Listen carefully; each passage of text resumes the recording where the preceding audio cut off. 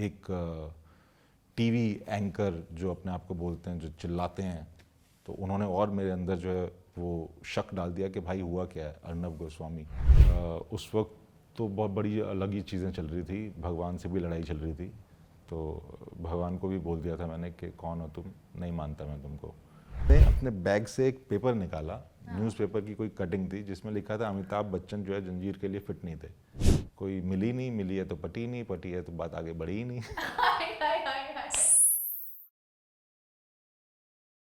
नमस्कार।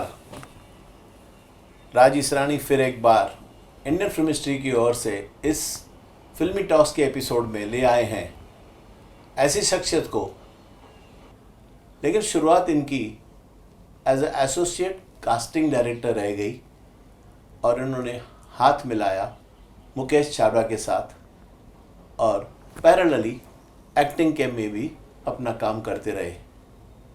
एक्टिंग भी की, कास्टिंग भी की, दोनों जगह से अपने झंडे गाड़े हैं आकाश दहिया ने। हाय आकाश, हाउ आर यू? मैं एकदम बढ़िया हूँ, आप कैसे हैं? मैं बहुत अच्छी हूँ और बहुत अच्छा लग रहा है आप आज आए हैं फिल्मी टॉक्स पे। बहुत अच्छा, मुझे भी लग रहा है कि आपने मुझे बुलाया फिल्मी टॉक्स पे। जानना चाहते हैं आपके बारे में आकाश। यू आर एन एक्टर, आप कास्टिंग डायरेक्टर भी हैं और बहुत समय से इंडस्ट्री के अंदर हैं, तो कैसे शुरुआत हुई इसकी? ये सवाल हमेशा पहले ही पूछा जाता है। कैसे शुरुआत हुई, मैं हमेशा वही बोलता हूँ कि शुरुआत पापा से हुई। तो उनको बड़ा शौक़ था, हमारे पूरे ख़ानदान को ही शौक़ था। एक्टिंग और इन चीज़ों में बड़ी दिलचस्पी रहती थी। फिल्मी लोग हैं मेरा पूरा ख़ानदान। तो जब मैं स्कूल जाता था तो ये होता था कि मम्मी जो हैं वो एक नॉर्मल जो मांग बच्चों की निकालते हैं वो करते थे, और पापा दूसरे वाले रूम में बालों को ऐसे करके और ऐसे गिराते थे मुझे, और वो बोलते थे कि बेटा एक्टर बनेगा। बोलते तो हीरो थे बट बाद में एक्टर बन गए हम। तो हीरो बना बेटा एट प्रेजेंट या अभी एक्टर? आप किससे ज़्यादा आइडेंटिफाई करते हैं, हीरो से या एक्टर से? मैं एक्टर से, क्योंकि वो भी उन्होंने ही बनाया। अच्छा। है ना, तो वो एक टाइम जब आया जिस वक्त मैंने कहा कि अब मेरे को एक्टिंग में जाना है और कुछ करना है, तब उन्होंने बोला कि फिर पहले प्रिपेयर हो जाओ। तो उन्होंने थिएटर की शुरुआत मेरी करवाई। तो थिएटर में जाके पता चला कि हीरो और एक्टर के बीच में क्या डिफरेंस है। वाह, इसके बारे में और बात करेंगे, लेकिन अभी जानना चाहते हैं कि एट प्रेजेंट क्या चल रहा है आपके लाइफ में? अभी तो फ़िलहाल कुछ प्रोजेक्ट्स जो हैं वो ख़त्म हुए हैं, तो उनकी डबिंग वगैरह चल रही है और उनके आने का इंतज़ार चल रहा है, और दूसरा जो प्रोजेक्ट है उसका शुरू होने का इंतज़ार चल रहा है। तो अभी चिलिंग टाइम चल रहा है, बारिश के मज़े चल रहे हैं। मॉनसून को एंजॉय कर रहे हैं। हाँ, और कुछ लिखावट चल रही है। अरे कुछ वाह, आप लिखते भी हैं? मैं कोशिश कर रहा हूँ लिखने की। फैंटास्टिक। तो आपने बहुत सारे प्रोजेक्ट्स के बारे में बताया, चल रहे हैं, आने वाले हैं, कुछ नाम भी बताएंगे तो अच्छा लगेगा। फ़िलहाल जो आने वाले हैं उसका एक का नाम है छोटे यादव, वो बिहार पे बेस्ड कहानी है, और एक का नाम है धनबाद। धनबाद भी बिहार का वो है, जो कि 1980s की कहानी है, और 80s 90s की। और अभी रिसेंटली एक शो मैंने ख़त्म किया है जिसका नाम है आगरा अफेयर, तो वो आने वाला है। और एक फ़िल्म जो हम लोग अभी कुछ टाइम पहले बात भी कर रहे थे, the last mile, it's on Bhagat Singh, उनके आखिरी दिन की कहानी है। तो वो एक शॉर्ट फिल्म है जिसका इंतज़ार चल रहा है। द लास्ट मील के लिए तो आपको बहुत सारा अक्लेम भी मिला है, बहुत सारे फिल्म फेस्टिवल में गई है वो मूवी और बहुत जगह पसंद की जा रही है। तो जब आप शूट कर रहे थे, जब आपने कहानी पढ़ी, तब आपको लगा था कि ये मूवी इस लेवल पे पहुंचेगी? वो सेट नहीं किया था कि लेवल क्या है हमारी। वो फिल्म बनाने का के पीछे जो वो चीज़ थी, वो सिर्फ एक ये है कि वो मुद्दा जो हमने उठाया है, जो भगत सिंह, जो शहीद भगत सिंह ने उठाया था, हमने वो बात अपनी कहनी है, और वो बात जहाँ तक पहुँचेगी, जितने लोगों तक पहुँचे, तो वो हमारा मकसद है। कितना मुश्किल होता है इतने एपिक एक हिस्टोरिक कैरेक्टर को प्ले करना? बहुत मुश्किल होता है, मतलब ऐसी तैसी हो जाती है, और बहुत मुश्किल था। बट लेकिन ये था कि हम लोगों को इतना टाइम हो गया एक्टिंग करते हुए, तो कुछ चीज़ों के बारे में मुझे था कि हमको कैसे तैयारी करनी चाहिए किसी एक कैरेक्टर की, जो कि जिसको लोग जानते हैं, जिसको हम सब जानते हैं, उसके लिए ये है कि वो पढ़ना बहुत ज़रूरी है ना। वो बोला जाता है कि एक्टर को क्या पढ़ने की क्या ज़रूरत है, बस सीधा एक्शन कट के बीच में जो उनको करना है वो करना है, बट वो चीज़ नहीं है, उसके पीछे की तैयारी बहुत बड़ी है। उस वक्त की चीज़ों को पढ़ा कि वो क्या उस वक्त क्या घट रहा था, वो जो आखिरी दिन थे, तो ऐसे कुछ उनके नोट्स हैं जिनको पढ़ के मैंने अपने आप को तैयार किया, और आई थिंक कुछ हद तक पहुंच पाया, क्योंकि वहाँ तक पहुंचना तो बड़ा मुश्किल है। बिल्कुल, बहुत मुश्किल है एक ऐसे हिस्टोरिकल एपिक कैरेक्टर को प्ले करना। आपका लुक भी बहुत हद तक सिमिलर लग रहा है, तो लुक्स पे कितना टाइम स्पेंड किया गया? लुक्स पे किया, हम लोगों ने पहले एक टेस्ट शूट किया लुक को लेके, जो डायरेक्टर हैं केतकी और मैंने। मतलब मैंने उनको बोला ही ये था कि मैं तब करूँगा जब मुझे थोड़ा सा लगेगा कि हाँ मैं 10-20% भी वहाँ तक जा रहा हूँ, तो क्योंकि हमारा मकसद, जैसे मैंने कहा, कि हमारा उस मुद्दे को पहुँचाना था, हमारा उस इमेज को लेके इतना वो नहीं है। वैसे के वैसे आदमी को दिखाना बड़ा मुश्किल है सामने, तो बेटर है कि हम वो क्या कहना चाहते थे उस बात को पहुंचा पाएँ, तो हमारी कोशिश उस पे ज़्यादा थी। फैंटास्टिक। कुछ लोग होंगे जो हमें देख रहे हैं जिन्होंने अभी तक फिल्म नहीं देखी है द लास्ट मील, तो प्लीज़ कहानी के बारे में थोड़ा बताइए। कहानी के बारे में मैं ज़्यादा कुछ तो नहीं बता पाऊँगा, बट मैं ये सिर्फ बताता हूँ आपको कि उस वक्त पे जब भगत सिंह जेल में थे, और वो जो आखिरी दिन जो था उनका, उससे 2 दिन पहले उन्होंने जेल के अंदर एक जमादार थे जो कि अछूत उस वक्त पे बड़ा हिंदुस्तान में चलता था, आज भी चलता है ना, बट आज थोड़ा कम हुआ है, लेकिन थोड़ा ही कम हुआ है, अभी भी वो चीज़ें हैं, अछूत समस्या जो है। तो उनको उन्होंने बोला था कि अपने घर का बना खाना, सरसों का साग और मक्के की रोटी खिलाने के लिए। तो वो जो चीज़ थी, वो भोगा जो कैरेक्टर जो वो प्ले कर रहे थे, उनके लिए भी बड़ी मुश्किल थी कि मतलब एक अछूत आदमी जो है वो कैसे आपको खाना बना के अपने यहाँ का खिलाए।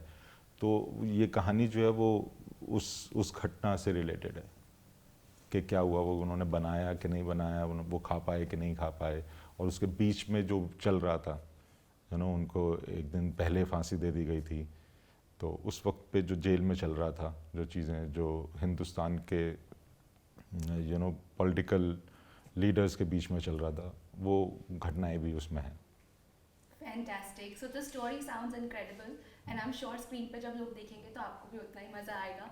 आपने भगत सिंह का कैरेक्टर प्ले किया है, अब इस कैरेक्टर की तैयारी करने के लिए आपने कितना समय लगाया? मैं हमेशा से ही, मुझे भगत सिंह, उनके विचार बहुत पसंद थे, तो बचपन से ही मैंने सबसे पहली फिल्म उनकी देखी थी शहीद, जो मेरे पापा ने ही मुझे दिखाई थी, और मुझे आज भी याद है, उस वक्त पे केबल टीवी हुआ करता था, तो वो फिल्म आ रही थी ब्लैक एंड वाइट, जिसमें मनोज कुमार थे।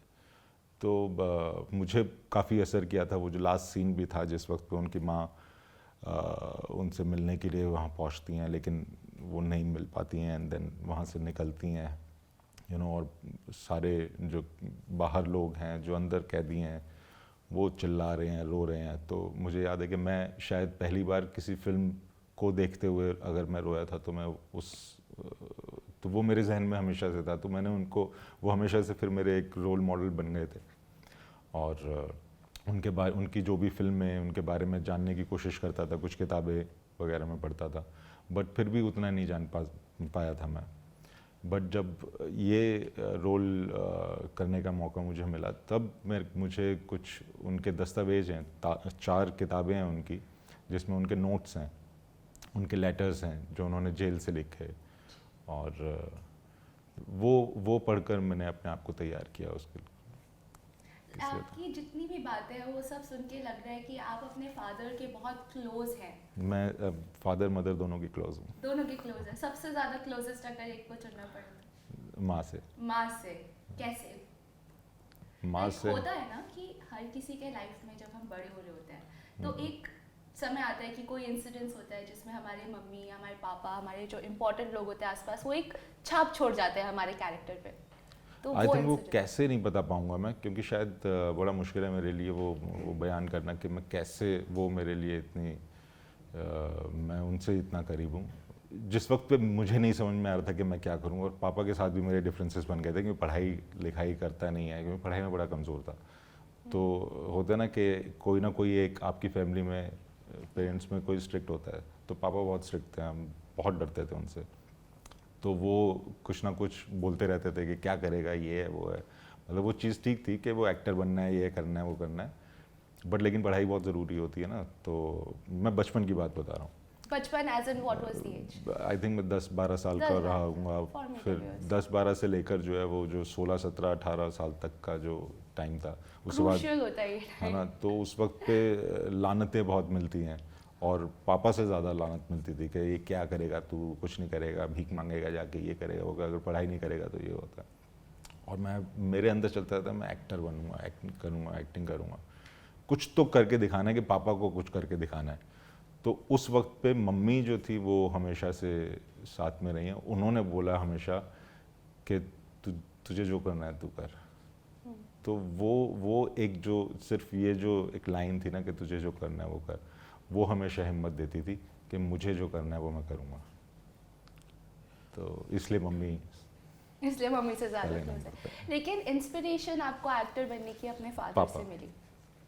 फादर भी एक्टिंग से रिलेटेड थे, उन्होंने कुछ किया एक्टिंग में? उन लोगों ने, मेरे दादाजी, क्योंकि हम लोगों को पोता पोतियों को या नाता नातियों को उन्होंने देखा नहीं था, वो चले गए थे उससे पहले।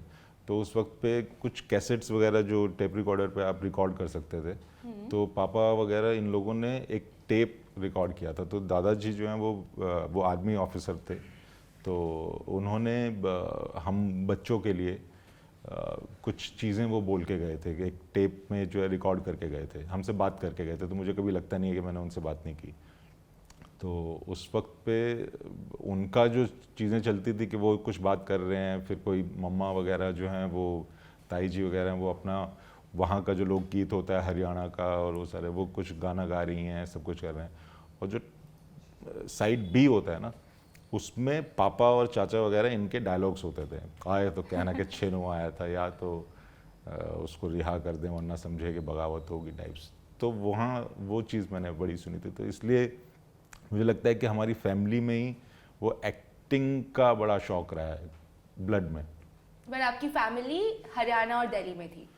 मेरी फैमिली, मैं पैदा दिल्ली में हुआ। अच्छा। हाँ, तो दादाजी आर्मी से रिटायर होने के बाद में, वो रिटायरमेंट नहीं, उससे पहले ही जो है वो दिल्ली कैंट में वो शिफ्ट हो चुके थे। आपको लगता है हरियाणा से। अगर आपके पेरेंट्स, आपके पापा या आपके दादाजी बॉम्बे होते तो वो भी एक्टर होते? वो सुपरस्टार होते आए हाय, क्या बात है। रोल मॉडल मानते हैं आप इन्हें? हैं। हाँ, मतलब उनकी आवाज़ और उनका जो स्टाइल और वो सारी चीज़ें, मतलब वो सिर्फ मैं ही नहीं, बहुत सारे लोग मानते हैं। क्या बात है। तो आपके फादर जब आज आपको देखते हैं ऑन स्क्रीन, तो उन्हें कैसा फील होता है? अब तो वो 2014 में 13 एंड में वो चले गए थे, वो नहीं रहे थे। तो बट देखते तो होंगे कहीं ना कहीं से, तो अच्छा ही लगता होगा उनको 100%। किसी भी इंसान के लिए ना, जब उनके पेरेंट्स सबसे ज़्यादा इम्पोर्टेंट होते हैं। आपने बोला आपके फादर ही पास्ड अवे 2014 में, 13 में। उनके जाने का वो जो एक सदमा होता है, उसे आपने कैसे एक्सेप्ट किया? मैं नहीं कर पाया था उस वक्त, तो नहीं कर पाया था। उस वक्त तो बहुत बड़ी अलग ही चीज़ें चल रही थी, भगवान से भी लड़ाई चल रही थी।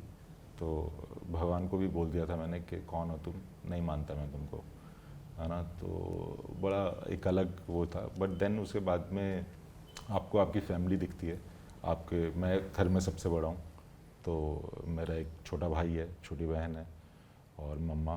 तो जब मेरे को वो दिखाई दिए तो फिर लगा कि भाई अभी क्या, अब वो गए हैं तो अब वो मेरे को सौंप के चले गए हैं कि अभी अब जो भी काम करना है आगे का, फैमिली मैन वाली जो चीज़ होती है वो मेरे ऊपर जिम्मेदारियाँ आ गई थी। तो फिर वो निकलना ही था, उस चीज़ से निकलना ही था आपको, उस पेन आपकी से। कहानी से ना मैं बहुत रिलेट कर पा रही हूँ, क्योंकि पहली बात तो हमारा जन्मदिन सेम डेट पे आता है, 20 सितंबर। 20 सितंबर।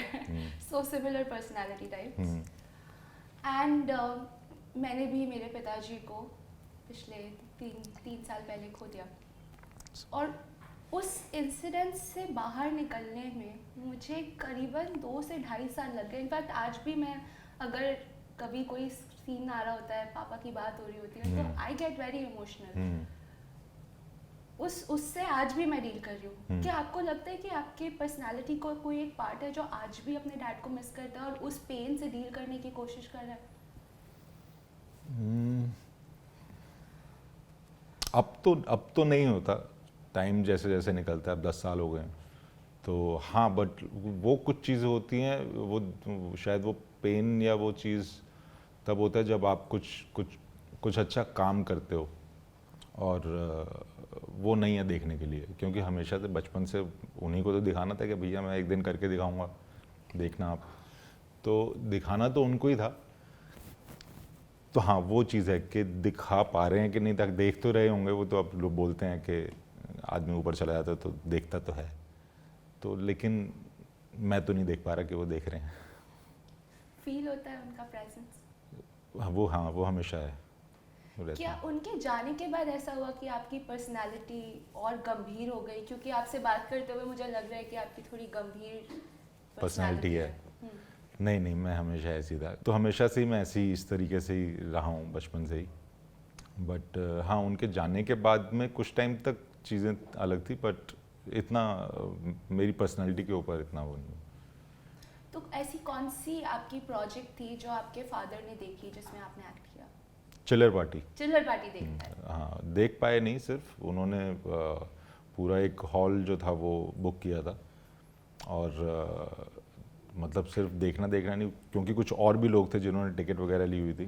तो मुझे याद है कि वो जब ख़त्म हुआ, शो ख़त्म हुआ, तो मेरी बुआ जी और सब लोगों ने बोला कि गूगली, क्योंकि मेरा उसमें नाम था, तो गूगली कर रहे थे, तो वो कुछ और जो लोग नहीं जानते हैं उन्होंने देखा। तो देन लिफ्ट के वहाँ पर वो होता है ना कि पहली बार किसी ने बोला कि एक फ़ोटोग्राफ, तो वो फ़ोटो जो है मैं खिंचवा रहा था और वहाँ दूर से देख रहा था पापा को, कि पापा, उनका फेस दूसरी तरफ था और मेरा मन हो रहा था कि यार जल्दी से इधर देख लें एक बार।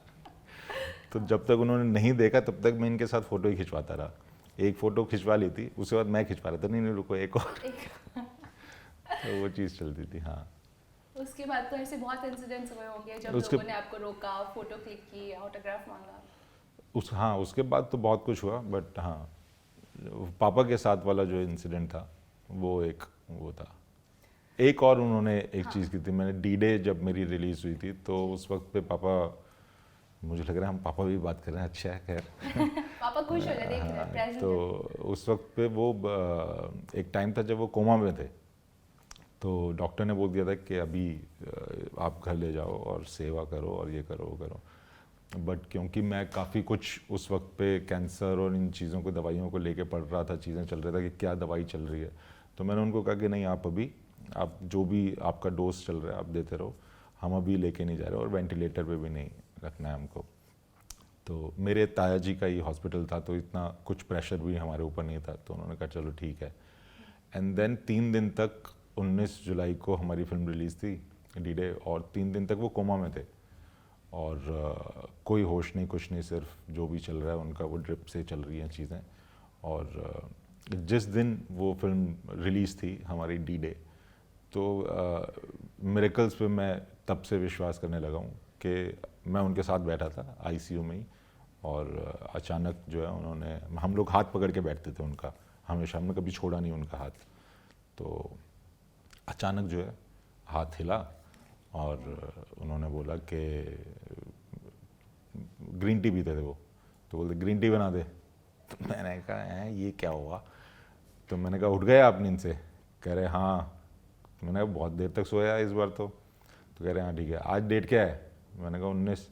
वो आदमी जो कोमा में थे, वो डेट जैसे ही पता चली, वो उनकी आवाज़ इतनी ज़ोर से थी कि चल फिर फिल्म दिखा के लेके, आज तो तेरी फिल्म रिलीज़ है। तो वहीं से डॉक्टर्स भी हैरान है, हम भी हैरान है, सब हैं, और हम व्हील चेयर पे ही, वो थोड़ा सा ही 500 मीटर भी दूर नहीं होगा, शायद 100 मीटर दूर पे पीवीआर था, तो हम व्हील चेयर पे सड़क पे जो है उनको लेके जा रहे हैं। और उन्होंने पहला गाना जो था, ओ लाल मेरी पत रखे भला झूले लालन, वो देखा, देख नहीं पा रहे थे वो उनको, क्योंकि एक साइड से वो पैरालाइज थे, बट वो देख के वो बस ये कर रहे थे कि हाँ वेरी गुड वेरी गुड। तो वो एक इंसिडेंट मैं कभी नहीं बोल सकता, वो एक मिरेकल था। भगवान खुद आपके लिए आ गए, पापा को लेके आए थे कि भाई पापा को खुश करना है। हाँ। उसके बाद ही पास्ट। उसके कुछ महीनों बाद। कुछ महीनों बाद आपकी फिल्म देखने के लिए हुए थे वहाँ पे? हाँ, आपको आशीर्वाद वो दिया? मुझे, हाँ, वो उनको वो यकीन हो गया था कि हाँ अब ये कर लेगा। पहले बड़ा डरते थे कि बॉम्बे में जाएगा, भोला भाला सा है, इसको कोई पागल बना देगा, ये कर देगा। मुझे लगता है कि वो कभी बॉम्बे आए होंगे, उन्होंने कभी बताया नहीं, तो अच्छा। बॉम्बे के बारे में पता बहुत था उनको, तो इसलिए वो डरते थे कि बॉम्बे की कहानियाँ भी तो हम लोग पता नहीं क्या क्या सुनते थे ना, कि जैसे जैसे क्या क्या कहानियाँ सुनते अरे हो बॉम्बे? कितनी चीज़ें होती थी। हमने फिल्में भी वैसी देखी हैं, वो गोविंदा खड़ा है और उसका बैग चोरी हो गया रेलवे स्टेशन से, है ना, तो वो सारी चीज़ें थी दिमाग में रहती थी, तो उनको डर लगता था कि ये कहीं इसको कुछ वो ना हो जाए। बट देन जब ये फिल्में आई और कुछ इंटरव्यूज़ वगैरह उन्होंने पढ़े, तब उन्होंने कहा कि अब ये जो है, मम्मी को बोला था, मेरे को भी नहीं बोला था, कि अब ये कर लेगा जो करना है इसको, मतलब वो संतुष्ट हो गए थे कि अब। तो अंदर से एक संतुष्टि मिली होगी ना कि हाँ मेरे पापा देख के गए। वो एक जो जीत होती है ना, वो जीत का एहसास हुआ था कि जीत गया। Tell me about the happiest day in your life. Happiest day I think मेरे छोटे भाई का जन्म, कितना डिफरेंस है आप में? 7 साल का। 7 साल का। वाह। तो आप तो वो- इन अ वे वो- उनके पेरेंट रहे।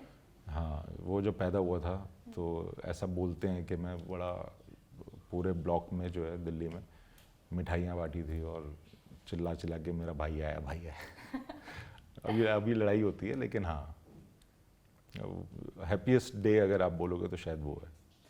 तो आप बचपन से ही एक्टर बनना चाहते थे, आपने शुरुआत की थिएटर्स से। थिएटर से उस जर्नी के बारे में बताइए कि आप पढ़ रहे थे तब शुरुआत हुई, कैसे हुई थिएटर में, आपका कनेक्शन कैसे बना? थिएटर पापा ने ही भेजा मेरे को। उन्होंने बोला कि अगर बॉम्बे जाना है तो पहले प्रिपेयर होना बहुत ज़रूरी है।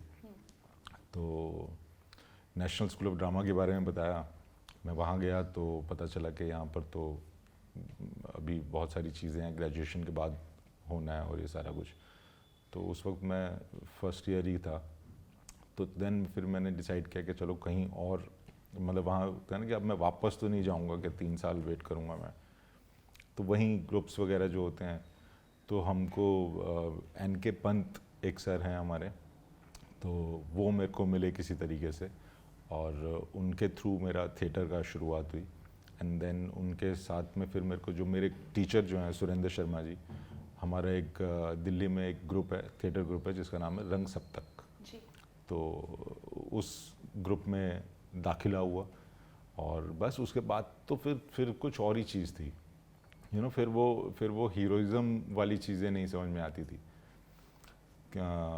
अनिल कपूर और आमिर खान, शाहरुख खान, ये सब लोग पर्दे पे, टीवी पे तो उस वक्त तो बड़े अच्छे लगे थे, बट जब मैं थिएटर जब शुरू किया था तो उसके बाद मेरा ध्यान जो है वो कुछ और एक्टर्स पे, नसीरुद्दीन शाह, ओमपुरी, अमरीश पुरी, इन लोगों पे गया, जो वाकई इस क्राफ्ट को समझते हैं।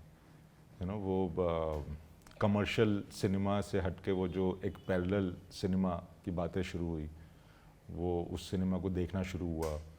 और थिएटर जो लाइव परफॉर्मेंस होती है, जब आपको सामने ही आपको दिखाई दे रहा है, जो तालियां मिल रही हैं और जो चीज़ आपको अप्रिशिएट कर रहे हैं लोग, तो वो एक अलग ही एक खुशी है। तो हाँ, थिएटर हमेशा जिंदा रखता है, जिंदा रखता है हाँ, आपके अंदर का आर्टिस्ट। एक आर्टिस्ट जिंदा रखता है।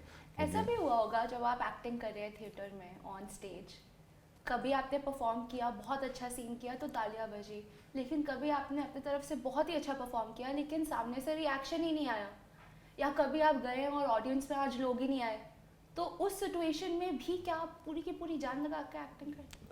हमें, हाँ, क्योंकि हमने वो उस दिन के लिए सिर्फ परफॉर्मेंस को तैयार नहीं किया है, हमने एक पूरा 1 महीना उसके लिए तैयारी की है, तो वो आपका वही चीज़ है कि वो जब आप रिहर्सल्स करते हो, वो सारी चीज़ें करते हो, तो उसके बाद में आपको, अभी जैसे है कि मेरे ऊपर लाइट पड़ रही है, मैं आपको देख पा रहा हूँ, आप मेरे को देख पा रही हैं, यहाँ जो बाकी जो लोग हैं उन पे मुझे पता है कि वो हैं, लेकिन मैं उनके चेहरों को नहीं देख पा रहा हूँ, तो कितने लोग हैं मुझे नहीं पता है, तो वो 1 हो या 2 हो या यहाँ पर 10,000 हो, हमारी बात तो चलती रहेगी।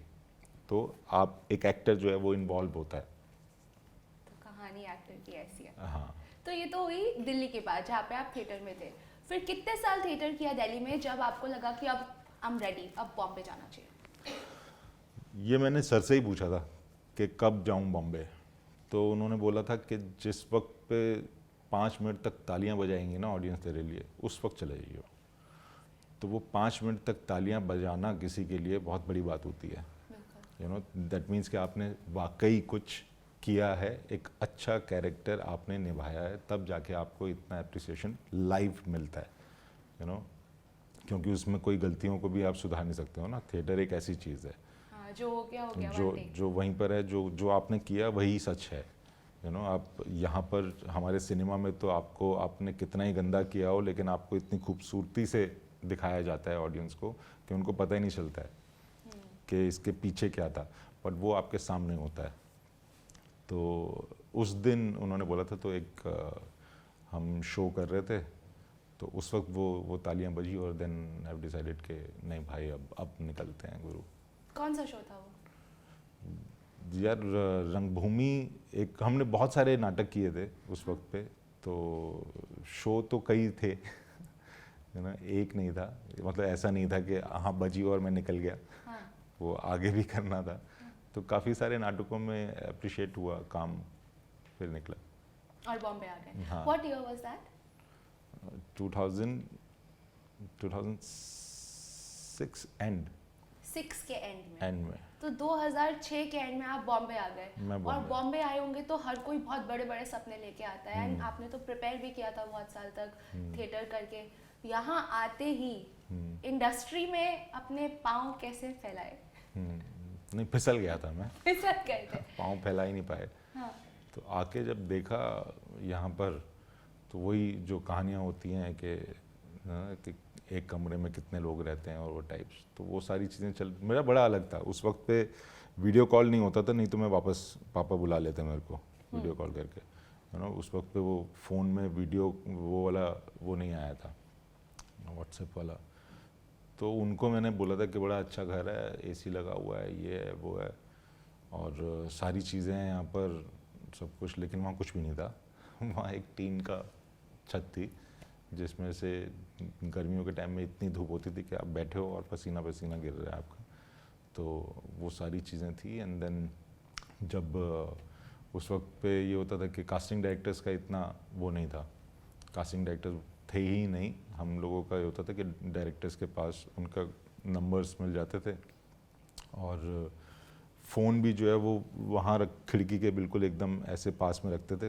कुछ 7-8 फ़ोन रखे होते थे वहाँ पर सब लोगों के, क्योंकि नेटवर्क वहीं आता है। तो आपने जिसको फ़ोन किया है वहाँ से अगर आपको भी कोई रोल के लिए कुछ आना है, तो वो वहाँ उस खिड़की पे ही आएगा, नेटवर्क वहीं आता था। तो बट वो जब देखा मैं उस वक्त पे राम गोपाल वर्मा की आई थिंक फैक्ट्री कुछ नाम था, कंपनी बाद में आई ना जो उनका ऑफिस था, तो फैक्ट्री था। तो वहाँ भीड़ देखी एक्टर्स को। मैं पहली बार अपने घर से अलग हुआ था, उससे पहले एक सेफ जोन में था मैं, तो फर्स्ट टाइम मैं अलग रह रहा था और सारी चीज़ें हो रही थी। तो मज़ा भी आ रहा था, बड़ा इंडिपेंडेंस, अपनी खुद की एक वो चीज़ हो रही थी कि यार मैं कुछ भी कर सकता हूँ, कोई मेरे को यहाँ पर पूछने वाला नहीं है कि कहाँ है। पापा ने भी, अगर मम्मी ने भी फ़ोन किया तो 10 बजे बोला मैं घर पे हूँ, लेकिन आप घर पे नहीं हो, आप इंजॉय कर रहे हो, मज़ा कर रहे हो।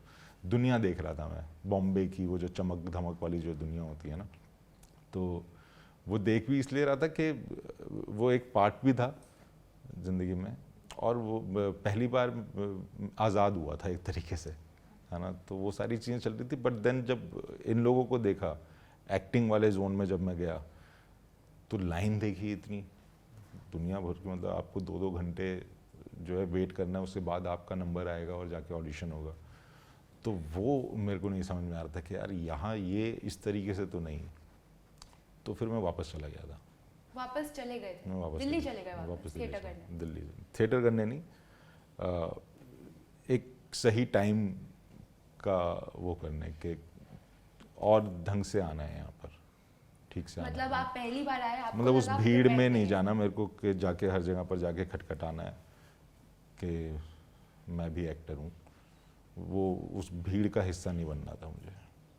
बट उस भीड़ का हिस्सा बनने के लिए भी आपको कुछ तो पता होना चाहिए कि इस एरिया में ऑडिशन हो रहे हैं या इस डायरेक्टर के ऑफिस जाना है या डायरेक्टर का एड्रेस क्या है।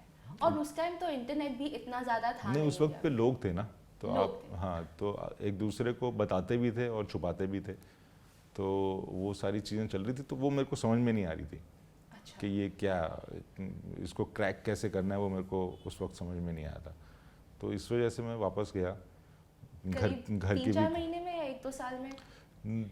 आई थिंक 6-7-8 महीने में 7-8 महीने यहाँ पे रह के 2007 में आप वापस चले गए। मैं वापस चला गया। और फिर मुकेश छाबड़ा, मुकेश छाबड़ा जी जो कास्टिंग डायरेक्टर हाँ, हैं तो जी। मुकेश भाई उस वक्त पे हनी तेरान को असिस्ट कर रहे थे फॉर कमीने। अच्छा। तो तब उन्होंने कहा कि कास्टिंग करेगा। हम लोग श्री राम सेंटर की कास्टिंग कैंटीन में बैठे हुए थे, तो मैंने कहा पैसे मिलेगा, तो कह रहे कि अभी तो नहीं, लेकिन इसके बाद में एक बॉबी बेदी की महाभारत एक टीवी शो शुरू हो रहा है, वो करेंगे हम लोग दोनों साथ में। मैंने कहा ठीक है, करते हैं। तो कास्टिंग जो है वो शुरू हो गई फिर वहाँ। तो कास्टिंग शुरू करना का मेन मोटिव पैसे कमाना था? पैसे कमाना था, पैसे कमाना था, क्योंकि एक्टिंग से अभी पैसे मिल रहे पैसे कमाना था और बॉम्बे वापस आना था। हैं। So casting was an easier way to get मुझे ऐसा लगा। नहीं, एक्टिंग में जाने के लिए नहीं, पैसे के लिए वहाँ पर, क्योंकि वहाँ यहाँ बॉम्बे में रुकना बहुत ज़रूरी है ना जी। तो वो चीज़ के वो उसको किस तरीके से अपने आप को और ठीक, क्योंकि कास्टिंग में आने के बाद में तो ये भी होता है कि यार आप मतलब वो आने के बाद मुझे पता चला कि बड़ा एक अलग चीज़ है, आप जो है आपको बहुत कुछ सीखने का मौका मिलता है कैमरे वाली चीज़ों को लेके। जब आप डायरेक्टर्स के साथ में मिलते हैं, जब आप एक्टर्स को ऑडिशन करते हैं, तो आपको खुद को बहुत सारी चीज़ें समझ में आती हैं कि क्या गलत जा रहा है और क्या सही जा रहा है अपने लेवल पे, अपने लिए, खुद के लिए। तो वो एक जर्नी बड़ी अच्छी खूबसूरत जर्नी थी, कुछ कई सालों की, 8-9 साल की। ऐसे बहुत सारे एक्टर्स हमने देखे हैं जो कोई ना कोई दूसरा रोल ले लेते हैं जब वो इंडस्ट्री में आते हैं। एक्टिंग छोड़ के एक्टर्स होते हैं कुछ जो एक्टिंग छोड़ के कोई दूसरा रोल ले लेते हैं इन फिल्म इंडस्ट्री में। कोई कैमरामैन बन जाता है, कोई डीओपी बन जाता है, कोई कास्टिंग डायरेक्टर बन जाता है इस माइंडसेट से कि अगर मैं ये काम करूँगा या करूँगी तो मेरे कॉन्टैक्ट्स बनेंगे और वो कॉन्टैक्ट्स बन के मे बी मैं एक्टर शायद जल्दी बन सकता या बन सकती हूँ। आपके दिमाग में ऐसा था? मेरे दिमाग में था कि मेरे को किसी को बताना ही नहीं है कि मैं कास्टिंग में हूँ। मतलब डायरेक्टर्स को पता तो है, लेकिन वो एक होता है ना कि आप पीछे से खेल रहे होते हो। तो मेरा मुकेश भाई के साथ में यही था कि मतलब आप आगे रहो, मैं पीछे से जो है सारी चीज़ें करूँगा, कहीं उस डायरेक्टर को, सामने वाले को ये ना लगे ये तो कास्टिंग वाला है, बट लेकिन उसका उल्टा हुआ। अच्छा। क्योंकि जब मैं को एक्ट करता था, आप जब हमारे एक्टर्स आते थे उनके साथ ज़्यादातर मैं ही को एक्ट करता था, और हमारा मुकेश भाई का एक ऐसा चीज़ थी कि उन्होंने एक एटमॉस्फेयर वो क्रिएट करते थे फॉर एक्टर्स। ये नहीं कि एक कैमरा सामने लगाया और एक्टर को बोला कि एक्शन, आप शुरू हो जाओ। तो हम लोग जो है प्रॉपर उस सीन के अकॉर्डिंग वो एटमॉस्फेयर क्रिएट करते थे और एक्टर को एक को एक्टर प्रोवाइड करते थे, तो ज़्यादातर वो को एक्टर में होता था। तो कई बार क्या होता, उस वक्त पे ऐसा हुआ कि चिल्लर पार्टी के टाइम पे नितेश तिवारी और विकास बहल, तो उन लोगों ने, क्योंकि मैंने सब चिल्लर पार्टी के जितने भी एक्टर्स थे उनको मतलब ऑडिशन पे अगर किसी का चल रहा है तो दूसरा मैं बना हुआ, तो वो परफॉर्म करते हैं उन्होंने देखा, एंड देन मेरे को वो चिल्लर पार्टी के लिए ऑडिशन किया। सो इन अ वे कास्टिंग में आना आपके लिए एक ब्लेसिंग हो गई। ब्लेसिंग हो गई। सो एज एन एक्टर, जब तक आप कास्टिंग में नहीं आए थे, आप कैमरा के सामने थे, आपकी एक सर्टेन माइंडसेट था एक्टिंग को लेके। जब आप कास्टिंग में गए तो आपका वो माइंडसेट कैसे चेंज हुआ? वो देख के, वो उन दूसरे एक्टर्स को देख के, समझ के कि यार कहाँ एक परफॉर्मेंस में गलती हो रही है किसी एक्टर की, आपको समझ में आता है। आपको डायरेक्टर, जब आप किसी एक्टर का ऑडिशन डायरेक्टर के पास लेके जाते हो तो डायरेक्टर कुछ चीज़ बताता है कि यार ये यहाँ तो ये अच्छा तो कर रहा है, लेकिन ना थोड़ा सा स्लो डाउन है, इसका पेस जो है वो चीज़ है। तो आपको वो छोटी चीज़ें समझ में आती है कि आपको एज एन एक्टर और किन चीज़ों का ध्यान रखना है जैसे परफॉर्म करते हुए। कोई अच्छा सा सीन है लेकिन मैं जो है चुपचाप बैठ के वो बोल रहा हूँ, अपनी लाइन्स को बोल रहा हूँ, तो समझ में आ रहा है ना कि नहीं यार ये नहीं, थोड़ा सा कुछ तो एक एनर्जी चाहिए उसके अंदर।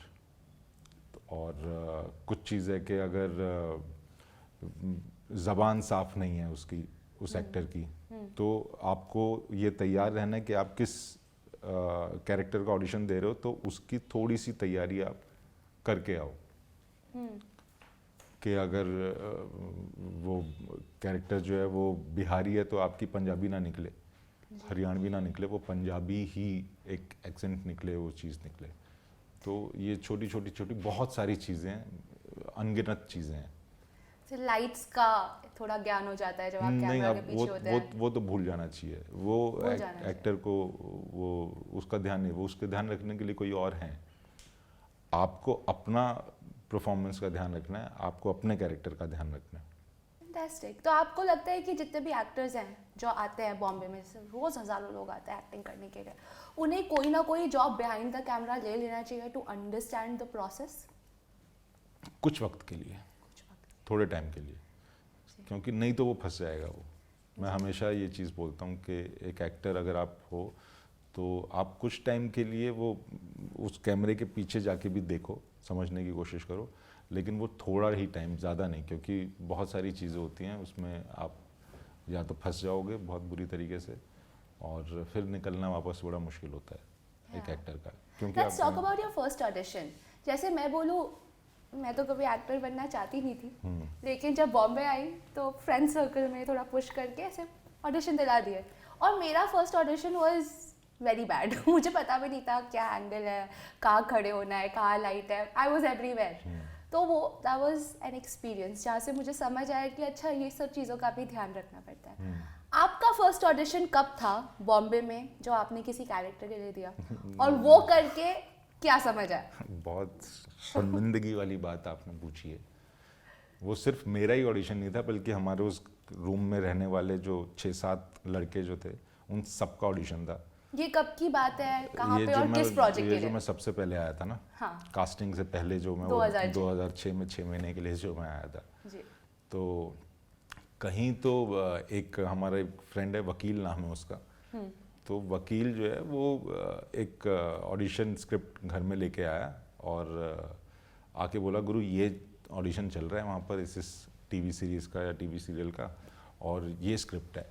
तो हमारे हाथ में वो फर्रा आ गया था है ना।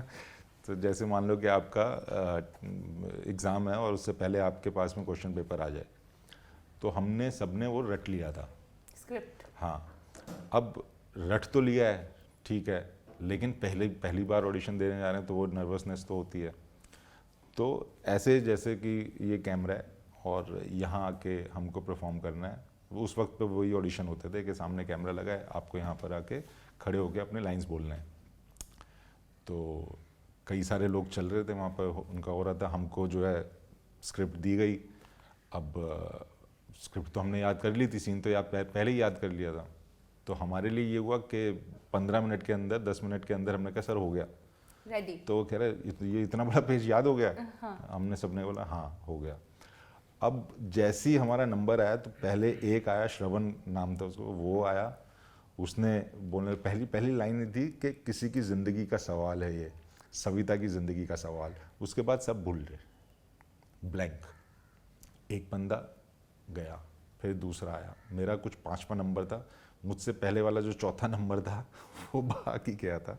और ये सब आपके सामने ही हो रहा था, ये हमारे you were seeing सामने कि आ रहा कैसे है, audition सामने हो चल रहा है। और फिर मैं आया, मैंने वो किसी की ज़िंदगी का सवाल है, सविता की ज़िंदगी का सवाल, और अगर उसको बचाना है तो ये करते करते, और फिर मैं भी ब्लैंक। और हम सारे लोग जो हैं वो वापस अपने रूम में गए और कहा कि गुरु ये गलत हो गया। तो वहाँ उस दिन ये पता चला कि आपको रट्टा नहीं मार के जाना है, आपको समझ के तैयार होके जाना है सीन को, अपने कैरेक्टर को। जब एक्टर्स जाते हैं ना स्पेशली ऑडिशन देने, तो कभी कभी वो कास्टिंग वाले जो कैमरा के पीछे बैठे होते हैं बड़े रूथलेस होते हैं, और उसमें उनकी भी गलती नहीं है, वो रोज़ हज़ारों लोगों का ऑडिशन कर रहे हैं, उनके पास टाइम नहीं है हर चीज़ समझाने का। तो आपके साथ ऐसा कभी हुआ बहुत बार आप ऑडिशन कर रहे हो, somebody is ruthless or rude or something like that? बहुत बार होता था, बहुत बार। Any incident that you बहुत recollect? FTI NST के स्टूडेंट्स आके भी हमको करते थे, कोई और एक नॉर्मल बंदा भी है जो वो भी वो करता था। तो एक बार तो मुझे याद है, मुझे उस एक्टर का नाम याद नहीं है, बट टिशू भाई की एक फिल्म थी मिलन टॉकीज़ की, हम लोग कास्टिंग कर रहे थे। तो वो आया और बोला कि ऐसे ऐसे मैं यहाँ से फलाना से पढ़ा लिखा हूँ, ये किया है वो किया है। और मैंने कहा यार लेकिन ना आप इसमें कहीं पर भी फिट नहीं हो कैरेक्टर में। कह रहा क्यों नहीं हो, ऐसे कोई ये मैं हूँ ना, बिल्कुल फिट हूँ। मैंने कहा भाई नहीं हो आप फिट। तो उसने अपने बैग से एक पेपर निकाला, न्यूज़पेपर की कोई कटिंग थी जिसमें लिखा था अमिताभ बच्चन जो है जंजीर के लिए फिट नहीं थे। तो मैंने कहा अच्छा। फिर हम लोगों ने फिर मतलब मैंने दिया उसको वो एक सीन करने के लिए, बट नहीं कर पाया वो। फिर गैंग्स ऑफ वासीपुर का ऐसे हज़ारों, जैसे मैं अभी आपको बता रहा था कि लाइन लगती थी रामू के ऑडिशंस के लिए, वैसे ही हमारी गैंग्स ऑफ वासीपुर की जब हम लोग कास्टिंग कर रहे थे तो जहाँ हमारा ऑफिस था वहाँ से कुछ 100 मीटर दूर तक जो है लाइन लगती थी और दुनिया भर के लोग आते थे हम लोगों को कि हमको ऑडिशन करो ऑडिशन करो ऑडिशन करो। मतलब हम पक चुके थे, बहुत ज़्यादा तंग आ जाते थे। और वो कई बार क्या होता है वो लड़ाई करने पे उतारू हो जाते हैं, यू नो। तो तब मुकेश भाई ने और मैंने एक डिसाइड किया था कि एक सीन था जिसमें सुल्तान की मौत का वो प्लानिंग करते हैं, वो फ़ोन पे होते हैं सारे लोग, जिशान वगैरह, और वो आपस में वो कर रहे थे। तो गुड्डू का जो कैरेक्टर था वो जो स्क्रिप्ट थी वो सबसे मुश्किल स्क्रिप्ट थी, तो हम ज़्यादातर वो पकड़ा देते थे कि आप ये कर लो फिर। हाँ। तो जो लड़ाई करता था उसके साथ में। तो ऐसे इंसिडेंट्स बहुत होते थे कास्टिंग में, आज भी होते हैं। लोगों को समझ में नहीं आता है कि एक कास्टिंग डायरेक्टर खुद ही अपनी चीज़ों में वो आप ही के लिए आप ही को ढूंढ रहा है वो, यू नो। तो उसको तंग करने की ज़रूरत नहीं है। जब आप किसी के काम के अंदर घुसने की कोशिश करते हो वो गलत है। आप अपना काम करो, वो अपना कर रहे हैं। आप अगर अच्छा करोगे आपको उनका काम है ढूंढ के निकालना, क्योंकि उसी चीज़ से उनको पैसा मिल रहा है। ऐसा भी तो होता है ना कि एक्टर को आपने स्क्रिप्ट दी, ज़्यादा तो बताया जाता नहीं है कैरेक्टर के बारे में। उन्होंने स्क्रिप्ट पढ़ी, अपने हिसाब से कैरेक्टर का कैरेक्टराइजेशन किया और परफॉर्म किया। अब कास्टिंग डायरेक्टर ने बोला कि नहीं इसको थोड़ा ऐसे कर लो, उसको थोड़ा ऐसे कर लो, तो एक्टर नर्वस हो जाते हैं भाई, परफॉर्म नहीं कर पाते।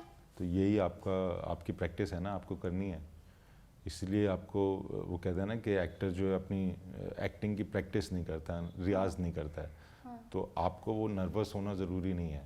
आपके पास में वो हथियार अंदर होने चाहिए कि अगर इन्होंने अभी मेरे को ऐसे परफॉर्म, क्योंकि सेट पे तो और भी ज़्यादा होने वाला है। आप सेट के ऊपर जो है जो चीज़ आप सोच के आए हो वहाँ जाके आपका वो सब कुछ जो है वो डायरेक्टर बदल देगा, तब क्या करोगे आप? आप कैसे टैकल करते हो इस नर्वसनेस को? मैं टैकल मतलब अब वो आदत हो गई है कि मेरे को अपने कैरेक्टर पे ही ध्यान देना है। एंड देन औजार मैंने इतने थोड़े से शार्प कर रखे हैं अपने कि हाँ कि एक्टिंग स्किल्स के अगर मुझे बोला है कि इस सीन को इस तरीके से करना है तो फिर मैं कोशिश करता हूँ कि उस तरीके से करूँ। एंड देन वहाँ पर कई बार ऐसा होता है कि वो खुद ही आके बोलते हैं नहीं नहीं इस तरीके से नहीं, जो तू कर रहा था वैसे ही सही है। फिर वैसे सबसे पहले आपका अपना खुद का एक नज़रिया, एंड देन लास्ट जो होता है वो एक एक्टर का वही है जो आपका डायरेक्टर कह रहा है, आपको उसको मद्देनज़र रखते हुए परफॉर्म करना है। फैंटास्टिक। तो जब आप ऐसे रोल प्ले करते हैं कोई वर्कशॉप्स होती हैं, कुछ प्रेपरेशन होती है कि डायरेक्टली सीन पकड़ा दिया जाता है and you are in front of the camera? सब कुछ होता है, वर्कशॉप्स भी होती है, डायरेक्टली सीन भी पकड़ा दिया जाता है, सारी चीज़ यहाँ पर सबके लिए प्रिपेयर रहना है। हाँ, आपको सबके लिए प्रिपेयर रहना है। आपने गैंग्स ऑफ वासेपुर की बात की, उस मूवी में आपने कास्टिंग भी किया है और एक्ट भी किया है। एक्टिंग नहीं किया मैंने। एक्टिंग नहीं किया, कास्टिंग किया। कास्टिंग किया। बहुत ही बड़ी फिल्म थी, इतने लोगों का आपने ऑडिशन लिया। इसके अलावा भी बहुत बड़ी बड़ी फिल्मों में आपने कास्टिंग की है, जैसे पीके, काय पोचे। एक्टिंग में करने वाला था उसमें, बट मैंने फिर की नहीं थी। मैं यही इसी क्वेश्चन पे आ रही हूँ कि इतनी बड़ी बड़ी फिल्मों में आपने कास्टिंग की है, कभी ऐसा सेल्फिशनेस नहीं आया कि यार ये कैरेक्टर इसको दिया है, इससे बेटर तो मैं प्ले कर लेता, या इसकी जगह मैं खुद को कास्ट कर लेता? क्योंकि अल्टीमेटली आपका गोल तो एक्टर बनना का था। हाँ, लेकिन हमारा काम कास्ट करना नहीं है, हमारा काम एक्टर को प्रेजेंट करना है डायरेक्टर को। समझ नहीं आया, प्लीज एक्सप्लेन। कास्ट करना जो काम है वो डायरेक्टर का है। आप सिर्फ उसको वो उसके हिसाब का एक्टर प्रोवाइड करते हो, कि ऑप्शंस प्रोवाइड करते हो, यू नो।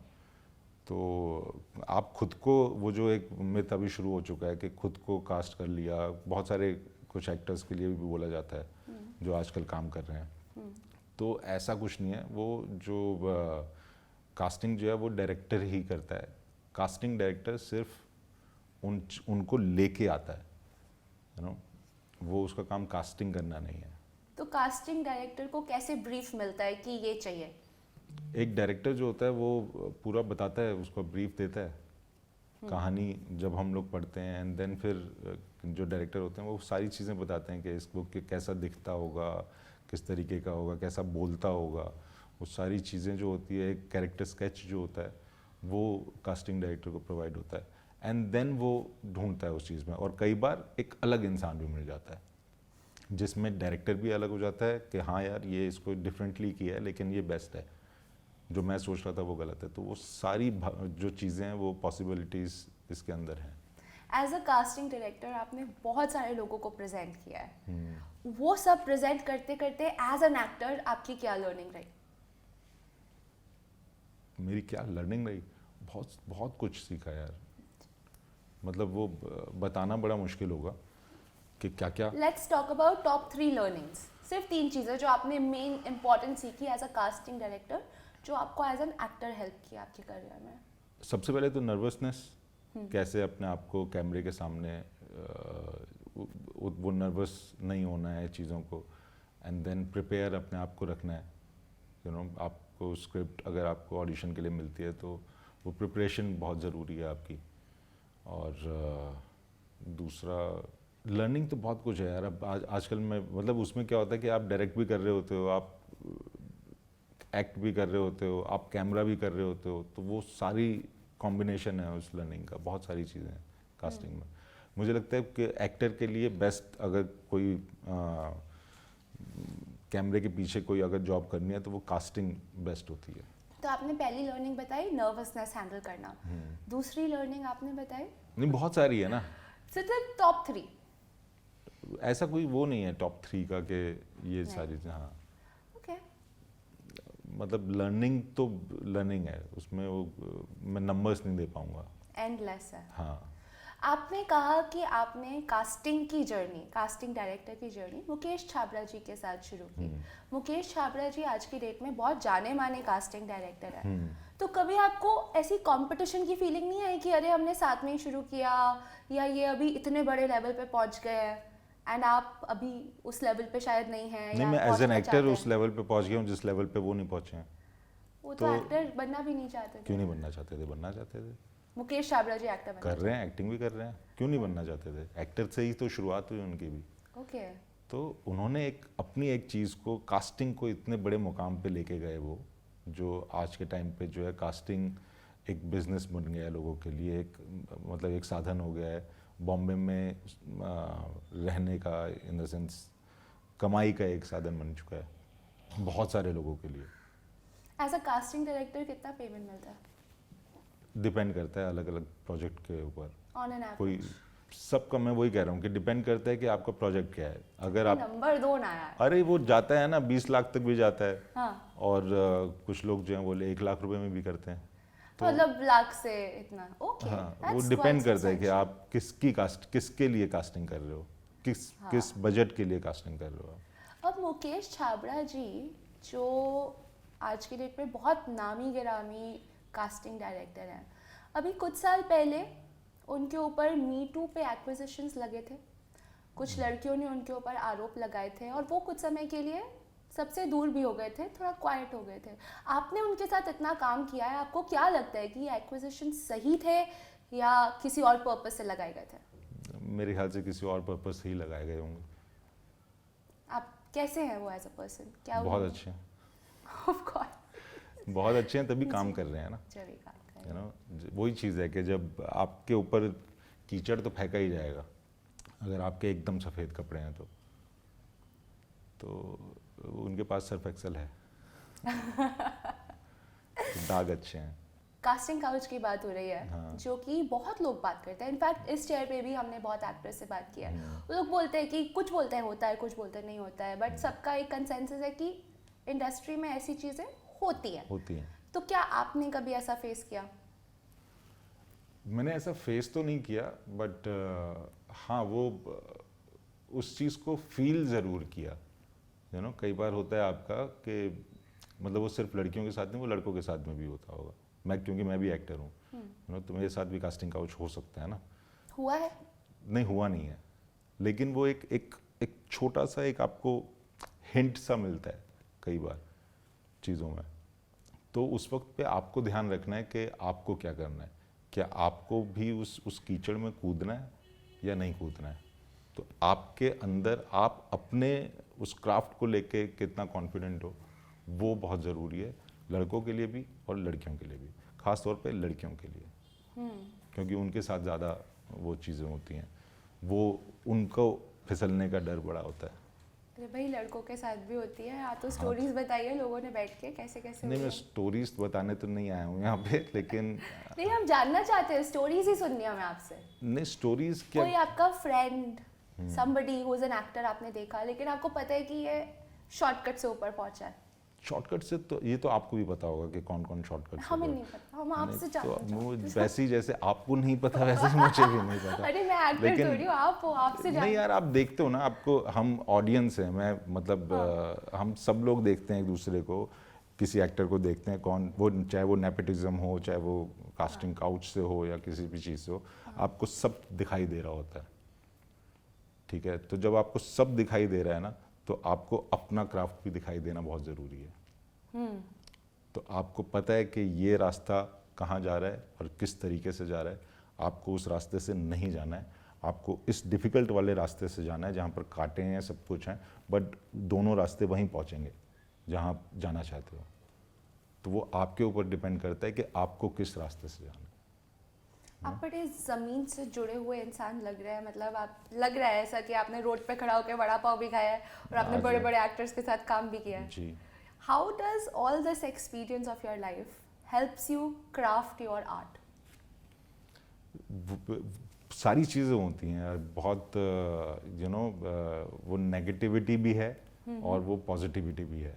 तो कई बार आप जो है गिरते भी हो और बहुत गंदा गिरते हो, और फिर आप उठते भी हो वापस से। तो वो सारी चीज़ें मिक्सचर है हमारा, और मेरे ख्याल से वो हर फील्ड में होता होगा, बट हमारी फील्ड में ये है कि बहुत ही संभल के चलना पड़ता है। तो है, वो बहुत कुछ सीखा है। आप बड़े पॉलिटिकल आंसर देते हैं मुझे, सारे आंसर्स आपके डिप्लोमेटिक और पॉलिटिकल हैं। आई थिंक वही चीज़ मैं कह रहा हूँ कि समझना बहुत ज़रूरी है। जो वहाँ जो लोग बैठे हैं ना, उनको समझना बहुत ज़रूरी है, और वो समझ भी रहे होंगे मैं क्या बोल रहा हूँ। आपको लगता है कि आज की डेट में जो सब इतना ओपन है, सोशल मीडिया से सब लोग हर किसी से कनेक्टेड है, ऑथेंटिसिटी नाम की एक चीज़ है जो लोग कनेक्ट करते हैं जिससे, do you think you have that authenticity? जैसे कि सो ऑथेंटिसिटी मीन्स कि जो आप रियल में हैं आप वो ही दर्शा रहे हैं, मतलब जो आपको लग रहा है आप वो ही बोल रहे हैं। मुझे आपसे बात करते हुए ना ऐसा लगता है कि आप बहुत सारी चीज़ें, आपके अंदर बहुत सारे एक्सपीरियंस है, आपने दुनिया देखी है, लेकिन आप वो चीज़, अपनी सच्चाई बोलने में, लोगों को बताने में डरते हैं। ऐसा आपको लग रहा है ना, लेकिन क्योंकि मैं आपसे इतनी देर से सवाल कर रही हूँ, आपने हर सवाल का हवे में घुमा के आंसर दिया है, कोई भी straight to the point answer क्या होता है, कई बार क्या होता है कि एक तो होता है राखी सावंत बनना, हाँ, है ना, तो मुझे वो नहीं बनना है। अच्छा। यहाँ कीचड़ एक दूसरे पे लोग उछालते हैं, मैं किसी पे कीचड़ नहीं उछालना चाहता। तो मैं बात जो कर रहा हूँ वो समझ में आ रहा है आपको भी, तो और वो ऑडियंस को भी समझ में आ रहा होगा। तो वो सारी चीज़ें हैं कि वो सब कुछ हमारी इस लाइन में है जो गंदा है, और वो सब कुछ हमारी लाइन में है जो अच्छा है। तो मुझे वो अच्छाई को देखते हुए चलना है। फैंटास्टिक। गंदा तो बहुत कुछ है हमारे यहाँ। जैसे आई वांट टू नो क्या गंदा है, क्योंकि ये पॉडकास्ट जो है ये हमारे आपके जैसे लोगों के लिए नहीं है जो बॉम्बे आके देख लिया इंडस्ट्री, ये उन लोगों के लिए जो बैठे हैं, वो लड़की जो जयपुर बैठी है, वो लड़का जो दिल्ली बैठा है, जो अभी सपने देख रहा है मुझे इंडस्ट्री में आना है। तो वही मैं, वो उन सपने देखने वालों के लिए नहीं कह रहा ना, मैं वही कह रहा हूँ कि आपको अपने क्राफ्ट, मैंने बीच में भी कई बार बोला कि आपको अपने क्राफ्ट पे फोकस करना है। उसके बाद आप उस गंदगी में जाओगे ही नहीं ना, आपको कोई खींच सकता है उसमें जी, क्योंकि आप अपने उस क्राफ्ट को लेके ट्रू हो, सच्चे हो। गंदगी एज इन क्या है गंदगी? गंदगी बहुत कुछ है ना, आप काम करते हो, आपको पैसा नहीं मिलता है। पैसा नहीं मिलता, आपके साथ हुआ है? बहुत बार हुआ है। एक्टर्स को तो वैसे भी पेमेंट जब आप नए होते हो तो बहुत ज़्यादा नहीं होता है, बहुत छोटा ही होता है नहीं, आप शुरुआत चाहे में। नए हो चाहे पुराने हो, आपको पैसों को लेके बहुत सारी चीज़ें करनी पड़ती हैं। आपको काम करने के बाद भी जो है उन चीज़ों को, अब तो खैर एजेंसीज वगैरह आ गई हैं तो वो हमारा ख्याल रखती हैं चीज़ों को लेके, यू नो। आपको उस वक्त पे जो एक प्रोड्यूसर या डायरेक्टर जो है वो बोलता है कि इतने पैसों में ही करना होगा, बताओ करना है कि नहीं करना, यू नो। तो आप एक अपनी एक सेल्फ रिस्पेक्ट भी खो बैठते हो। तो उसको ठीक करने के लिए, संभालने के लिए एजेंसीज आती हैं। तो आप एजेंसी के साथ साइन अप हैं? मैं हूँ। फैंटास्टिक। आपने बहुत सारे रोल किए हैं, फिल्मों में भी किया है, ओटीटी भी किया है, थिएटर भी किया है। इतना सब करने के बाद आपको वो वैनिटी नहीं मिलती है, अगर आप बात ही कर रहे थे ना, तो हाँ, हाँ। शुरू में होता था कि जब हम लोग जो है वैनिटी हमको नहीं मिलती थी। फिर कहाँ आप सुबह कहाँ बैठोगे, आप बाहर बैठोगे। As an actor? हाँ, तो आप धीरे धीरे काम करते हो, आपको वो सहूलियत मिलनी शुरू होती हैं। तो बहुत कुछ होता है, बहुत सारी चीज़ें हैं, आपका काम इधर उधर चला जाता है, बहुत कुछ होता है यार। आपने इतने सारे जगह इतने सारे कैरेक्टर्स किए हैं, आपने ओटीटी पे भी किया है काम, शॉर्ट फिल्म्स की हैं, फिल्म्स की हैं, थिएटर किया है, बड़े बड़े एक्टर्स के साथ काम किया है। ये सब करने के बाद क्या आप सेटिस्फाइड हैं आप जहाँ हैं अपनी ज़िंदगी में? मैं हूँ, क्योंकि मेरे को वो काम मिल रहा है, यू नो। वो कभी देर से मिलता है, कभी जल्दी मिलता है, बट मैं कर रहा हूँ उस चीज़ को। तो मैं उस रास्ते पे हूँ, बेशक से वो कांटे वाला ही रास्ता है, बट मैं जा रहा हूँ, वो वहाँ तक पहुँच जाएंगे किसी दिन। पहुँच तो चुके हैं, बट वो जो एक सेलिब्रेशन वाला होता है ना, वो देखते हैं। आर यू हैप्पी जिस तरीके का फेम आपको मिला है आज? I am very happy. आप कहीं जाते हैं, लोग आपको पहचान जाते हैं, आपका हाँ, फोटो मतलब वो खींचते छोटी हैं। छोटी खुशियाँ जो हैं वो मिलती रहती हैं। आपको लगता है कि आपने अपने फाइनेंशियल गोल्स फुलफिल किया? उसमें मैं थोड़ा सा कच्चा हूँ, मतलब वो सेविंग्स वगैरह में कच्चा हूँ। हाँ, वो जो आता है उसको मैं इंजॉय करता हूँ उसके साथ में, उन पैसों के साथ। एक एक्टर की लाइफ बहुत डिफिकल्ट होती है क्योंकि एक तो कोई जॉब सिक्योरिटी नहीं है, हम प्रोजेक्ट वाइज काम करते हैं। पैसे हमें आज हमने काम किया, हो सकता है 2 महीने में आए, हो सकता है 3 महीने में आए, हो सकता है साल भर बाद आए। आपके पास कोई रिटायरमेंट प्लान नहीं होता है, मतलब ये भी नहीं पता है कि आज मेरा एक प्रोजेक्ट खत्म हुआ है, वो सक्सेसफुल होगा नहीं होगा, और अगर सक्सेसफुल हो गया तो मुझे कहाँ काम मिलेगा, और how am I gonna manage my finances. तो इसलिए वो बचाना पैसा, सेविंग करना बहुत ज़रूरी है। Saving you are investing in mutual fund किसी अदर प्लेसेस? नहीं, मैंने वही कहा ना, मैं कच्चा हूँ साला, अभी तक शुरू नहीं किया, बट अब करूँगा मैं। How old are you? I am 40। You are 40 and wow, now इससे मुझे बड़ा अच्छा क्वेश्चन आ रहा है दिमाग में। लड़कियों के लिए ऐसा बोला जाता है, एक्ट्रेसेस के लिए, कि जब वो 40, 35, 40 टच करते हैं तो उन्हें माँ के कैरेक्टर या थोड़े बड़ी बहन के कैरेक्टर इस तरीके के मिलने लगता है। बट हमारे इंडस्ट्री में 60 साल में भी एक्टर हीरो है, तो ऐसी डिस्पैरिटी क्यों है? ये तो आपको इंडस्ट्री वालों से ज़्यादा, मतलब वो जो डायरेक्टर और प्रोड्यूसर्स, उनसे ज़्यादा पूछना पड़ेगा।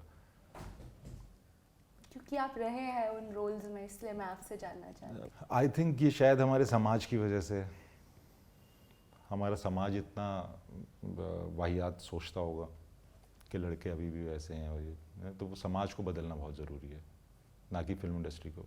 समाज बदलेगा तो हमारी फिल्म इंडस्ट्री भी बदलेगी। अगर आप कुछ बदल पाए फिल्म इंडस्ट्री में तो वो क्या बदलना चाहेंगे? रिस्पेक्टफुल होना बहुत ज़रूरी है सबका एक दूसरे के प्रति, चाहे वो कोई भी हो, वो शायद कम है हमारी इंडस्ट्री में।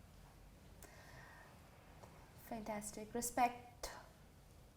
बहुत बड़े बड़े एक्टर्स हैं, जैसे मेरे को अपॉर्चुनिटी मिली शाहरुख खान जी से मिलने की, उनका इंटरव्यू करने की, अमिताभ बच्चन जी से मिलने की। ये लोग वो लोग हैं जो हर किसी को रिस्पेक्ट देते हैं। इवन प्रियंका चोपड़ा आज भी, मतलब वो सेट पे स्पॉट बॉय तक को भी हेलो हाय करके जाती हैं। वो रिस्पेक्ट ही तो हुआ देना। आपने बोला रिस्पेक्ट की कमी है। हाँ, तो वो कुछ लोग हैं ना, बहुत कम लोग हैं ना। आपको डिसरिस्पेक्ट कब किया गया? कई बार हुआ होगा यार, अभी वो उतना तो याद नहीं है कि कब कब हुआ। वो चीज़ फिर भूली जाती है और आगे बढ़ा जाता है। We want to know कब हुआ? मुझे ऐसा बोलते हैं एग्जैक्टली कि याद नहीं होगा ना मेरे को अभी के कब हुआ था, क्या हुआ था। लाइक वही वैनिटी वाला चीज़ कि जब जब हम लोग थे, कुछ एनएसडी के भी स्टूडेंट्स थे, एफटीआई के स्टूडेंट्स थे, और कमीने की शूटिंग चल रही थी। वैनिटी जो थी वो विशाल भारद्वाज जी की थी, और सुबह सुबह का टाइम था, किसी ने भी कोई भी फ्रेश नहीं हुआ था, तो जाके जो है कुछ एक्टर्स बेचारे जो थे वो जाके वहाँ पर फ्रेश हो गए। बट उसके बाद में हाँ, बट उसके बाद में शायद कोई आया और उन्होंने किसी पे चिल्लाया, हालांकि हमारे ऊपर नहीं, बट चिल्लाया कि ये कौन गया यहाँ पर। अरे भाई, तुमने कुछ एक्टर्स को बुलाया है, उनको वो सहूलियत दो ना। अगर आपने किसी एक्टर को बुलाया तो उसको वो पैसा दो ना, उसको वो गाड़ी दो ना जो आप स्टार्स को दे रहे हो, उसको वो सारी चीज़ें दो ना। उसको क्या चाहिए एक एक्टर को? क्या चाहिए यार? रिस्पेक्ट। वो उसको नहीं मिलती है। वो नहीं मिलती है। वो तब मिलती है जब जनता उसको कहीं पर बना देती है, उठा देती है, तब उनको वो देनी पड़ती है। तो बहुत पापड़ बेलने पड़ते हैं रिस्पेक्ट कमांड करने के लिए। नहीं, क्राफ्ट पे काम करना होता है बस, और कुछ नहीं। आप अपने साथ जो है अपने क्राफ्ट पे रहो, आपको वो सब मिलेगा, सब मिलता है। आपने काय पोछे की भी कास्टिंग की, सुशांत सिंह जी को आपने कास्ट किया उसमें। पैंडेमिक के टाइम पे बहुत बड़ा इंसिडेंट हुआ था, Sushant Singh ji is no more. Controversy आई थी, कुछ लोगों ने कहा कि उन्होंने सुसाइड किया है, कुछ लोगों ने कहा उनका मर्डर हुआ है। आपको क्या लगता है, हैविंग मेट हिम डायरेक्टली, उनके साथ काम किया है? यार मैं भी उस वक्त पे बड़ा जानना चाह रहा था। कोविड का टाइम था, सब अपने घर में थे, और क्योंकि मैं भी उनके साथ में इतना क्लोज रहा हूँ सुशांत के साथ में, तो जब ये सारी चीज़ें हुई तो हम लोग भी शॉक में थे। और उसके बाद एक टीवी एंकर जो अपने आप को बोलते हैं, जो चिल्लाते हैं, तो उन्होंने और मेरे अंदर जो है वो शक डाल दिया कि भाई हुआ क्या है, अर्नब गोस्वामी है ना। तो वहाँ तो कुछ और ही चल रहा था, तो वहाँ से एक मेरे को भी शक हुआ कि सच में हुआ क्या। बट देन मुझे रियलाइज़ हुआ कि सब ये लोग जो हैं वो चूतिया बनाते हैं। जितने भी आपके टीवी एंकर्स बहुत बड़े बड़े जो हैं, वो ऑडियंस को और उनके जज्बातों के साथ खेलते हैं। तो फिर वो रहस्य रह गया, और मुझे एक समझ में आया कि यार ये जो न्यूज़ चैनल्स वाले हैं, उनसे थोड़ा सा आप जो भी चीज़ें हैं उसको अपने आप से जानने की कोशिश करो, फैक्ट्स को जानने की कोशिश करो। आपकी पर्सनल ओपिनियन क्या है, वाज इट अ मर्डर या फिर सुसाइड था? मेरे ख्याल से तो शायद सुसाइड ही था। क्यों एक्टर्स सुसाइड कमिट करते हैं? टाइम एंड अगेन हमने देखा है बहुत सारे एक्टर्स अपनी जान ले लेते हैं। क्या रीजन रहे होंगे ऐसे, सुशांत सिंह जी के साथ या फिर किसी और एक्टर के साथ जो अपनी जान ले लेते हैं? ये सारी चीज़ें तो शायद उनके साथ ही चली जाती हैं कि क्यों वो लोग ये करते हैं। बट हाँ, वो सिर्फ इसी चीज़ में नहीं, एक कोई भी इंसान जो है वो सुसाइड क्यों करता है, मुद्दा आई थिंक शायद वो होना चाहिए कि बहुत सारे लोग प्यार में सुसाइड कर लेते हैं, यू नो। जब आपका हार्ट ब्रेक होता है, चीज़ें होती हैं, तो वही है कि आप जब अपने आप से हार रहे होते हो, वो अपने आप से हारना जो है वो गलत है। हम सबकी लाइफ में वो आता है, मेरी भी लाइफ में आया था, आपकी भी शायद लाइफ में आया होगा, या जो हमें देख रहे हैं उनकी भी लाइफ में आया होगा या हो रहा होगा। तो उसका मुझे लगता है कि उस जगह से निकलना बहुत ज़रूरी है। अपने आप को मेंटली स्ट्रॉन्ग करना बहुत ज़रूरी है, और हर चीज़ का हल है, वो निकलता है। वो टाइम जो है ना, मेरे पापा हमेशा कहते थे कि टाइम जो है वो बदलता है, तो टाइम हमेशा बदलेगा। आज अगर ख़राब है तो कल अच्छा होगा, कल ख़राब है तो फिर अच्छा होगा। मैं आपसे ना बहुत देर से बात कर रही हूँ, हाँ। पॉडकास्ट के जरिए भी, और हाँ, पहली बहुत बार टाइम भी हो आपसे गया। मिली हूँ। आपसे बातें करते करते ना मुझे आपकी आंखों में दर्द दिखता है। There is some kind of pain जो आप छुपा रहे हैं। मैं छुपा रहा हूँ? मैं किससे छुपा रहा हूँ? मुझे नहीं पता, आपकी आंखों में दर्द है। अच्छा, चलिए। हम जानना चाहते हैं कि मेरी आंखों में क्या दर्द है? मेरी आंखों में कोई दर्द नहीं है, ऐसा कुछ कोई पेन नहीं मेरी है। आंखें खराब है शायद। हाँ, नहीं ऐसा कुछ पेन नहीं है, ऐसा बहुत लोग बोलते हैं, बट ऐसा है नहीं, ऐसा कोई पेन मेरे अंदर नहीं है। सिर्फ बोला भी जाता है कि बहुत बड़े बड़े कलाकार तब बनते हैं जब दर्द झेलना पड़ता है अपनी पेन, जिंदगी में। हाँ, नहीं ऐसा कुछ नहीं है। कोई दर्द नहीं है। मेरी ज़िंदगी में कोई दर्द नहीं है, फिलहाल तो नहीं है। आए गए, आते जाते रहते हैं, बहुत सारी चीज़ें आपके साथ होती रहती हैं, बट कोई ऐसा नहीं है कि अटक गया वो चीज़, वो ठीक होती है। आप मूव ऑन कर जाते हैं। वो करना ही पड़ेगा आपको, मूव ऑन करना ही पड़ेगा इन चीज़ों से, उस दर्द से। Do you ever feel lonely? Sometimes. क्यों? क्यों मतलब फील होता है ना लोगों को। आपकी कई पर्सनल चीज़ें लाइफ में होती क्या हैं। चल रहा है? हमने पर्सनल लाइफ के बारे में तो बात ही नहीं की। What is happening? Are you married? Are you dating? What's happening? मैं अभी कुछ भी नहीं, एकदम सिंगल हूँ, प्यार की तलाश में हूँ। प्यार की तरफ गुमशुदा भाई, देखो हाँ, हमारा इतना हैंडसम नौजवान गबरू लड़का तो प्यार की तलाश में है। हाँ, प्यार में रहना पसंद है मुझे। पर ऐसा क्यों होता है एक्टर्स के साथ कि उन्हें प्यार नहीं मिलता, जबकि हम इतने ज्यादा लाइमलाइट में रहते हैं? ऐसा कुछ नहीं होता यार कि किसी एक को वो नहीं मिलता है, सबको सारी चीज़ें मिलते हैं। ये वक्त है, ये टाइम होता है। मेरे को भी मिला है, ऐसा नहीं है कि मेरे को नहीं मिला। हाँ। बहुत बड़ा प्यार मिला था मेरे को, क्या बात मैंने है। बहुत प्यार किया था। हाँ। तो वो प्यार ख़त्म भी हो जाता है, टूटता भी है, हटता है। आप दो लोग जो है एक दूसरे से प्यार करते हैं, हटते हैं। तो कब ऐसा हुआ नहीं था है ये कि breakup? नहीं मिलता वाली बात नहीं है। ये ब्रेकअप कब हुआ था? Last breakup? Last breakup 2017। बाबा 17 से तो 6 साल हो गए। You have not dated anybody? हाँ, नहीं, व्हाई? कोई मिली है तो पटी नहीं, पटी है तो बात आगे बढ़ी ही नहीं। हाय हाय हाय हाय, ये तो हमारा प्रोमो बनेगा। फैंटास्टिक। सो किस तरीके की लड़की ढूंढ रहा है? किस तरीके की लड़की ढूंढ रहा है? मैं कुछ ऐसा ढूंढ तो नहीं रहा हूँ। वो But जब you are मिले, 40. Don't you think you want to settle down, have a family, बिल्कुल बच्चे, बिल्कुल मैं चाहता हूँ, परिवार? सब चाहता हूँ तो वो कब होगा? यार। पता ही नहीं, मैं भी, बताओ कब होगा, कैसे होता है ये, कैसे पता चलता है? If I was कि living कब your होगा? life मैं बता देती। नहीं, पता नहीं, वो जब आना होगा वो आएगा, वो इंसान, और हो जाएगा, अचानक से हो जाएगा। इस बात को लेके कभी चिंता रहती है कि यार मैं बॉम्बे में हूँ, अकेला हूँ, इतनी उम्र है, करियर ये है, फाइनेंसेस ये है, फैमिली भी है पीछे, मेरी जिंदगी का क्या होगा? कैसे बनेगी मेरा सपोर्ट सिस्टम? मेरा सपोर्ट सिस्टम है, मेरे दोस्त हैं, मेरी फैमिली है, मेरे वेल विशर्स हैं, सबको ही है। तो ऐसा कुछ नहीं है कि कैसे, मेरे को उस चीज़ की चिंता बिल्कुल भी नहीं है। मुझे आगे क्या करना है, मेरे को उसकी चिंता है। क्या चीज़ है, जैसे मेरे को कुछ फिल्म्स बनानी है, कुछ बात कहनी है, मेरा ध्यान ज़्यादा जो है वो उस पर है।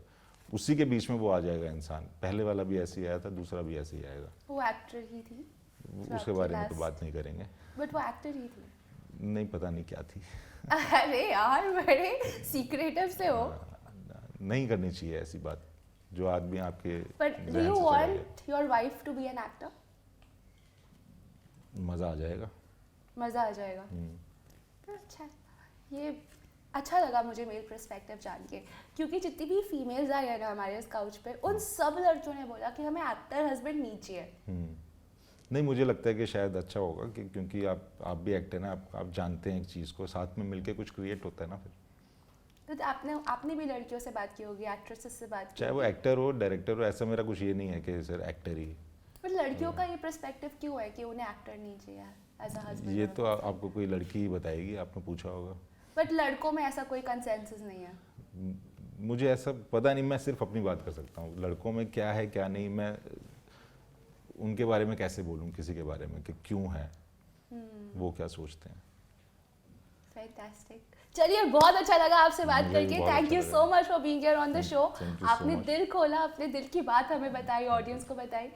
बस एक ही मैं गुजारिश करूंगी ऑडियंस से कि देखो, हमारा नौजवान गबरू जवान सिंगल है, उसको आप सोशल मीडिया पे मैसेज कर सकते हो। नहीं। एंड एक्ट्रेसेस स्पेशली आप सोशल मीडिया पे मैसेज कर सकते हो अपने प्लीज़ हैंडल्स। एक्चुअली हम डाल देंगे आपके हैंडल्स। एंड आई होप कि आपकी ज़िंदगी में सब अच्छा हो। आपके पापा आपके हाथ पे हैं, आपको दुआएं दे रहे हैं। हाँ, आपने मेरे हाथ टैटू में। बना रखा है, और हमारी भी यही दुआएं है कि आपकी सारी के सारे प्रोजेक्ट सुपर हिट हो एंड आपको आपके मन चाहा सक्सेस मिले। आप सब लोगों को भी थैंक यू। Thank you.